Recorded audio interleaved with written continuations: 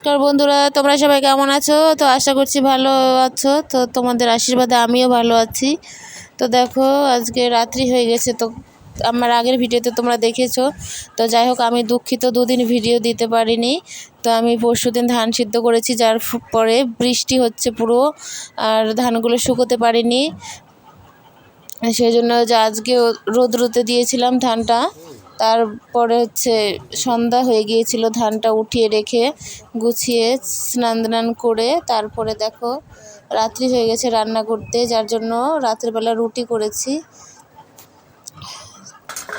তো আমার বরমশাইতে সুগার আছে, তো রাত্রিবেলা রুটি খায়, তো সেই জন্য আজকে রুটি করেছি।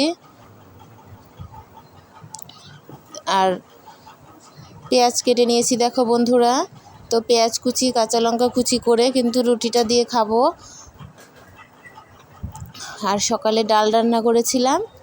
তো দেখো যে ডালটা আমি উনুনে গরম করে নিচ্ছি। তো সেই ডালটা গরম করে নেওয়ার পর সেই ডালটা দিয়ে রুটি খেতে পারবো। তো দেখো, আমি আর আমার বরমশাই কিন্তু খেতে বসেছি বন্ধুরা। তোমরা দেখতে থাকো পুরো ভিডিওটা। তো জীবনে সবারই আশা থাকে বড় হওয়ার, নিজের পায়ে দাঁড়ানোর। হয়তো আমিও সেই স্বপ্নটা দেখেছি, জানি না কী হবে। তো তোমাদের আশীর্বাদ পেলে হয়তো বা হতেও পারে, কোনো দিন নিজের পায়ে দাঁড়াতেও পারি। তো চেষ্টা করে যাব বন্ধুরা, যতদিন না কিছু হচ্ছে। তো দেখো, আমি আর আমার বরমশাই কিন্তু খাচ্ছি।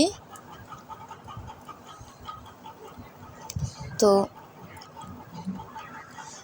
জীবনটা তো খুবই কষ্টের, কত কষ্ট করে হিসেব করে চলতে হয় জীবনে একা হাতে। বুঝতেই পারছো, শাশুড়ি নেই যেখানে, আমাদের মাথার ওপর সেরকম কারো হাত নেই।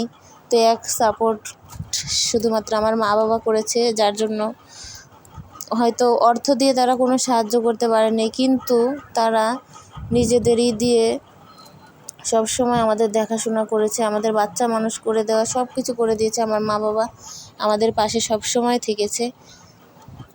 তো যার জন্য হয়তো বাচ্চা দুটোকে মানুষ করতে পেরেছি। তো তোমাদের সাপোর্ট পেলে নিজের পায়ে দাঁড়াতে পারবো, হয়তো কিছু করতে পারবো আরও তাদের জন্য। তো এটুকুই আশা রাখি বন্ধুরা, তোমরা পাশে থাকো, দেখতে থাকো। সংসারে আমরা দুজনে কতটা কষ্ট করি, তারপরে সংসারটাকে দাঁড় করতে পারি না, খুব কষ্ট হয়।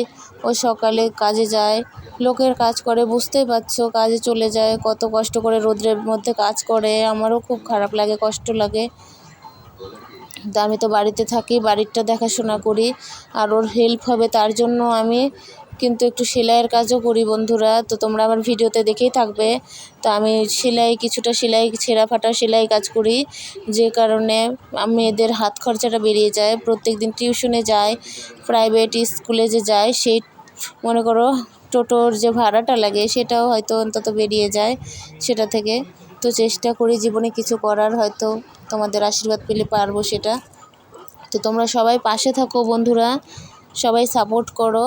তো তারপরে দেখো, কিছুটা সকালের ভাত ছিল নিয়ে নিলাম, আর একটা রুটি নিয়ে নিলাম। তো দেখো কার জন্য নিয়েছি। তো একটা কুকুর আছে, সেই কুকুরটা খুবই অসুস্থ, খুব ঘা হয়ে গেছে, কিন্তু কিছু কী করব বলো। রাত্রে এসে বসে থাকে প্রত্যেক দিন, আর ওকে খাবার না দিলে ভালোও লাগে না। অবলা প্রাণী, কী করবে বলো বন্ধুরা, ওকে খাবার দিতেই হবে। তো আমাদের জন্য না থাকলেও আমি ওর জন্য বাঁচিয়ে রাখি দেওয়ার জন্য। তো দেখো সেটাই আমি দিয়ে দিলাম। তো এদিকে অন্ধকার, তো দেখতে তোমাদের অসুবিধা হবে। দেখো আমাদের টিউবওয়েল পাড়ের এদিকে আমি ওকে খাবারটা দিই প্রত্যেক দিন। তো সেখানে আমি খাবারটা ওকে দিয়ে দেবো, আর ও খেয়ে নেবে, খেয়ে দিয়ে চলে যাবে। তো তোমাদেরও বলবো বন্ধুরা, তোমাদের পাশেও যদি এরকম থাকে অবলা প্রাণী, তাদের তোমরা হেল্প করো, কিছুটা অন্তত হলেও এক মুঠ খেতে দিও। কারণ তারা বলতেও পারে না, অসুস্থ হলে ডাক্তারও দেখাতে পারে না। তো সেই জন্য আমি চেষ্টা করি তাদের যত সম্ভব হেল্প করার। তো তোমরাও তাদের পাশে থেকো, আমাকে সাপোর্ট করো, আমার পাশেও থেকো। ঠিক আছে বন্ধুরা? তো চলো তোমরা পুরো ভিডিওটা দেখো বন্ধুরা। তো ওকে আমি খাবারটা দিয়ে চলে এলাম। তারপর আমি একটু থালগুলো কিন্তু গুছিয়ে নেব। প্রথমে আমি একটা রুটি রয়ে গেছে, সেটাকে আমি ঢেকে রেখে দিচ্ছি।